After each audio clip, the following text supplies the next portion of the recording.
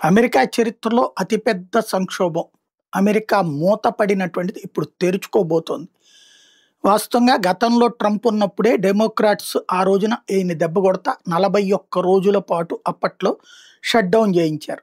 అంటే జీతాలు లేనటువంటిది. ఈవెన్ ఇప్పుడు కూడా 41 రోజులు దాటించారు. అంటే ఆ రికార్డ్ ఈ దఫా బద్దలైంది. అయితే లేటెస్ట్‌గా ఏదైతే కాంగ్రెస్‌లో గాని ఇదే వాళ్ళకి సంబంధించినటువంటి ఆహ్, ఎగువ సభలో జరిగినటువంటి దాంట్లో 60% 60 ఓట్లు పడితే అక్కడ ఓకే అవుతదన్నటువంటి చోట్లన ఇప్పుడు కొంతమంది డెమోక్రాట్స్ కూడా ట్రంప్ ప్రపోజల్‌కి ఓకే చేయడంతో ఇప్పుడు షట్ డౌన్ క్లోజ్ అవుతుంది. తద్వారా కార్యకలాపాలు నడవబోతున్నాయి.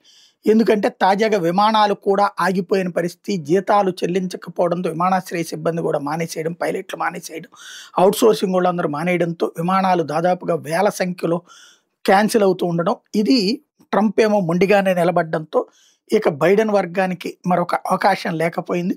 సచ్చినట్టు మద్దతు ప్రకటించడం ద్వారా షట్ డౌన్ ఓపెన్ అన్నటువంటిది జరుగుతోంది. తద్వారా ట్రంప్ తన పంతం నెగ్గించుకున్నాడు. అదే సందర్భంలో వేలాది మంది అన్యాయం అయిపోయారు.